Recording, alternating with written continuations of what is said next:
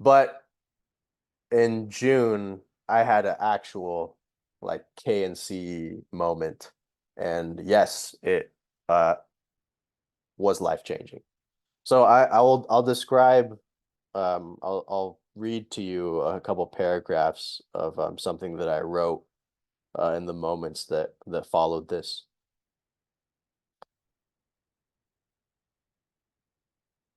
In this event, the inner master appears, and the secrets of your life are revealed.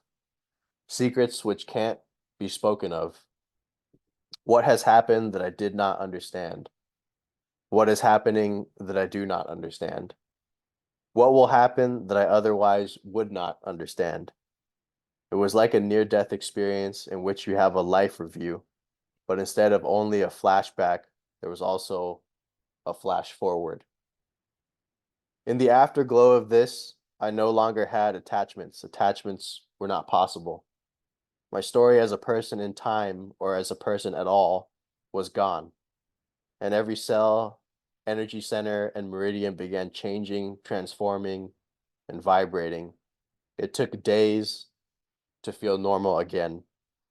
I was concerned I'd gone too far and that I wouldn't be able to feel anything ever again besides peace. In that moment, not concerned for myself, of course, but for everyone else. The nature of spiritual practice and meditation work was understood. Reality is fabrication. All things occur based on conditions. All meditation methods, traditions, and teachers are themselves reality tunnels. Masters and deities, higher orders of intelligence, install the seeds and structures in disciples in order for given awakenings or experiences to occur.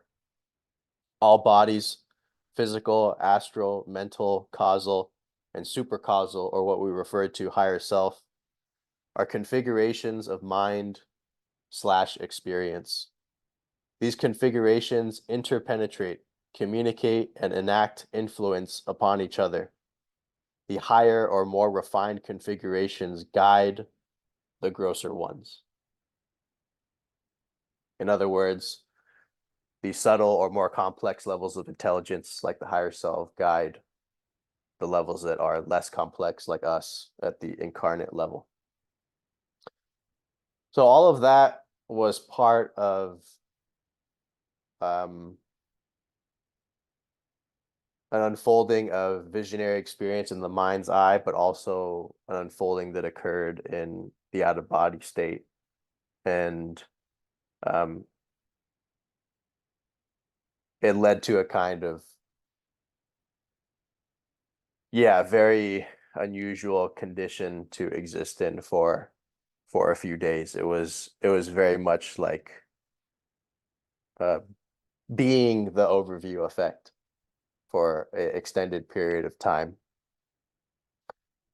So of course, at the end of the retreat or a few days pass, the energy is toned down. I stop experiencing that I'm like phasing through, multiple realities simultaneously, and my personality structure becomes um, sensible again, discernible again. So for a period of time, it was very unusual. Imagine seeing and having all the memories that you usually have, of the people that you love and your parents and all those that are close to you, and the images of your own life, your past and the things that you want or wanted. Imagine seeing all of that and having no sense of familiarity with it at all.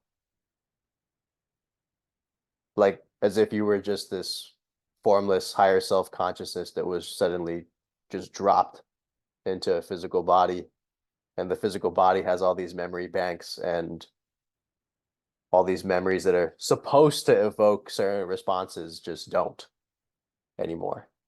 Like it was very much an out of the matrix while still walking around kind of experience. So that wasn't particularly the most profound thing. What was profound was what I just shared about the revelation on the nature of spiritual experience. So when you do yoga or meditation, any kind of mantra or practice, what happens is that the the lineage or the spiritual forces that are connected with that practice and with that particular lineage, they begin to reformat you, essentially. They begin to restructure you. And when that restructuring is complete, however many years down the line, let's say, or more complete, you could say, 5, 10, 15, 20 years later, you have this profound transformation in consciousness and experience what we're calling or referring to as enlightenment. So that seeding, energetic restructuring, consciousness engineering process that I was not aware of became uh, uh, uh, visibly apparent and directly communicated to me. So it changed how I saw religion and spirituality and um, yoga forever. I've never seen it the same since that moment in time. Before it was like, yeah, you're doing this mantra, and at some point you just relax into this deeper level, right? I didn't know that it's actually a part of an entire and extremely intricate, advanced, multi-level, multi-varied consciousness development system. And all meditation, yoga, and spiritual teachings, if they're legitimate, are part of evolutionary consciousness development systems that extend through multiple planes and realities, flowing to you through various beings and teachings, all kinds of stuff. So that was my knowledge and conversation, at least the part that I'm able to tell you about, because the part where the inner master actually appeared, I can't. It's actually the one thing I've never talked about, surprisingly. I mean, I have a huge mouth, so the fact that there's even one spiritual experience that I've kept secret and not discussed, it's just crazy. So that just goes to show you how profound this thing is. Uh, so, of course, the climactic KNC is something that people end up writing books about, and it's a defining moment in the life of the spiritual aspirant. So it's something that people want to go for.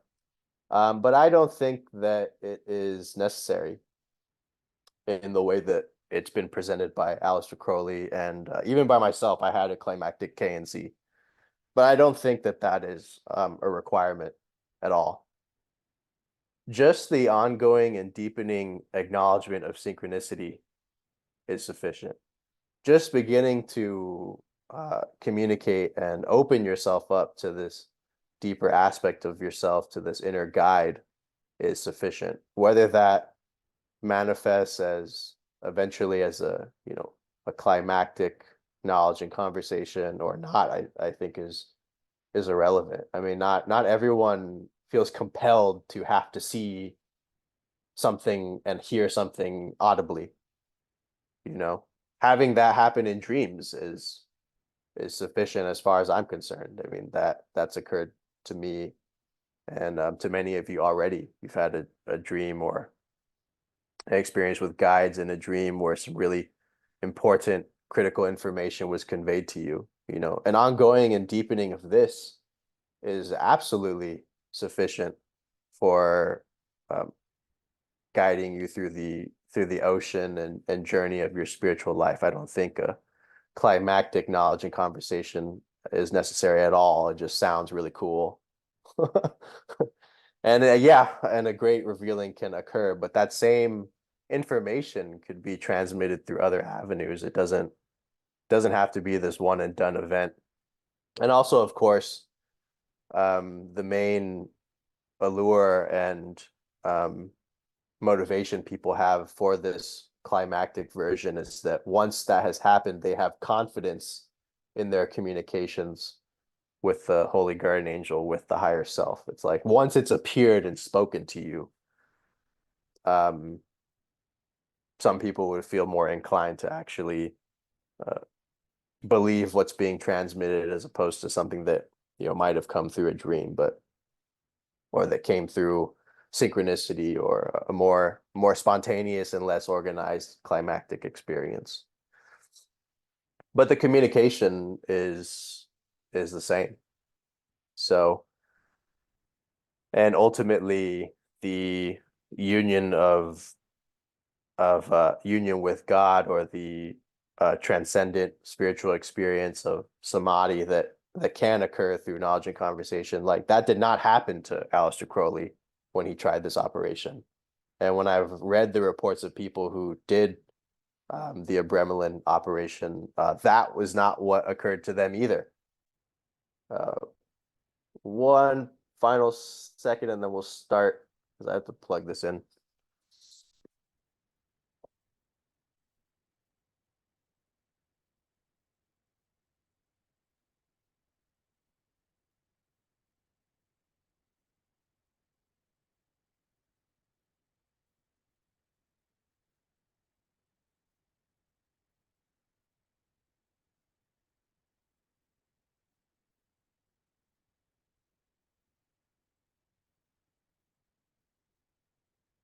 Yeah, so in my case, fortunately, um, because of the amount of meditation I've done, had a specific um,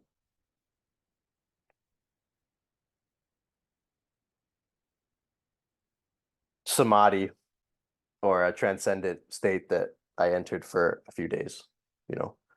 But it was not this, uh, it wasn't like the kind of realization I've had before that was permanent.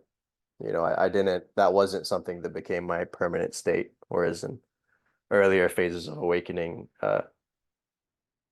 permanent alterations in consciousness did occur. So even that, right? There's a lot of variance. There's a lot of variance here with this knowledge and conversation. And the reason that is because what's meant for you, what's meant to come to you from your higher self is different than what's meant to come to someone else. Maybe for a certain person, it would be good for them to do 18 months of prayer and fail, right? Quote, fail. They pray for 18 months, the angel doesn't appear. Probably would throw them into a very, very deep spiral where they're questioning the entirety of their magical and spiritual orientation of life, and they enter a dark night of the soul. And that is exactly what that person was supposed to go through, or exactly what they needed. So, reality is very intelligent. This this this process is definitely beyond our conscious mind and how we personally think things should be organized. And beginning to align ourselves with that mystery and spontaneity, I think is really where so much power in spiritual practice and in higher self work is.